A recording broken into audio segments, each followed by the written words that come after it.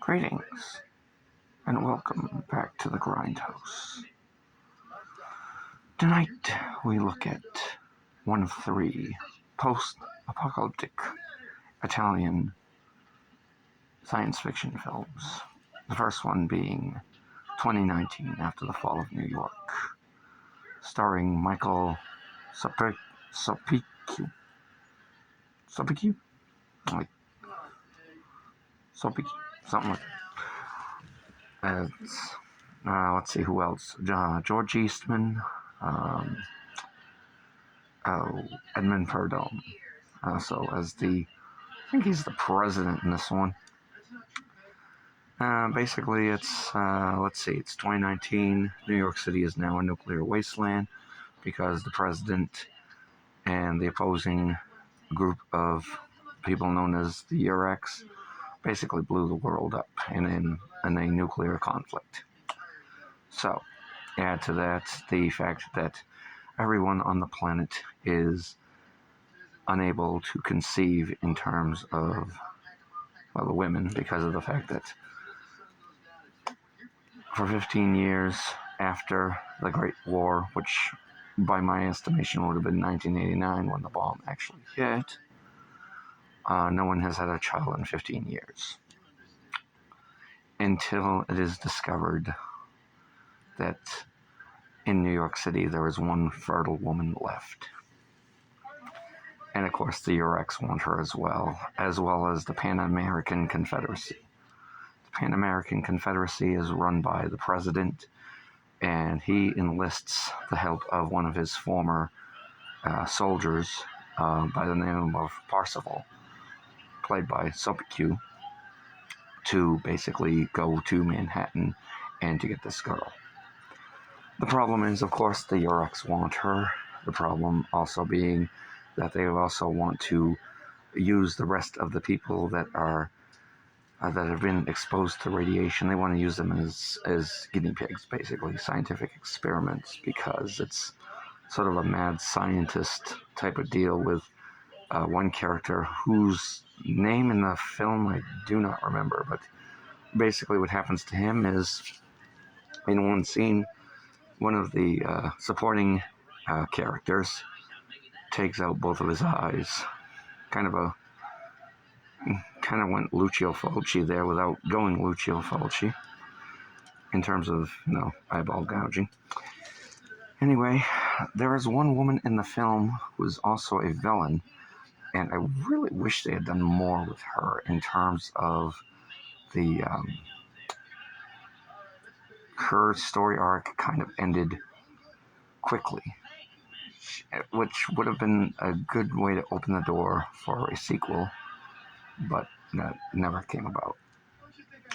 Also, there is a race of ape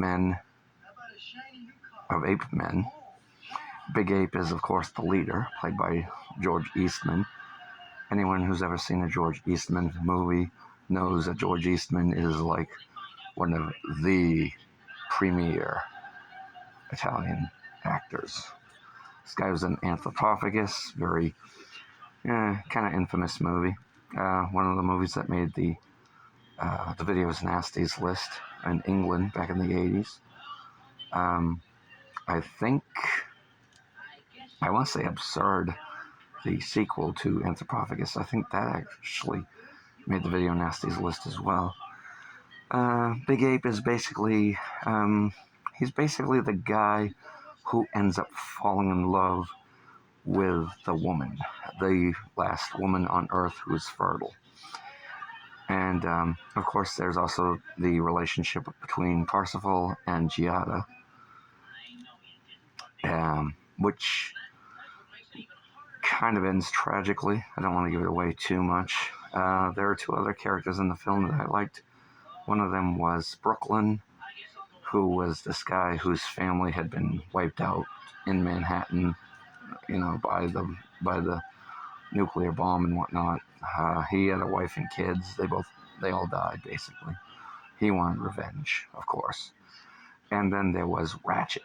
Ratchet should get his own damned frigging show. This guy was this guy should have been teamed up with, say, like a Danny Trejo or a Dolph Lundgren in the '80s or a Michael Dudikoff. This guy was very good at what he did. Turned out he was. It turns out there's a twist to that. I don't want to give it away. To his character, story arc wise. But yeah, and hence there was the tragic part of that whole thing. There are some other characters in the film. There's the Rat King. I think he's more or less known as the Rat King. The only thing I didn't really care for in that scene was there are a few rats that die, and I'm hoping they were stunt rats, but it was kind of a little gruesome. But the rats did get revenge on one person. They basically eat his face on camera, which was a nice touch. There's also a character named Shorty, who is one of the dwarfs. There's a few dwarfs in the movie. He actually looked a little bit like Peter Dinklage, really. Or maybe that guy from the Rob Zombie movies, minus the mustache. I don't know. Kind of just thinking here.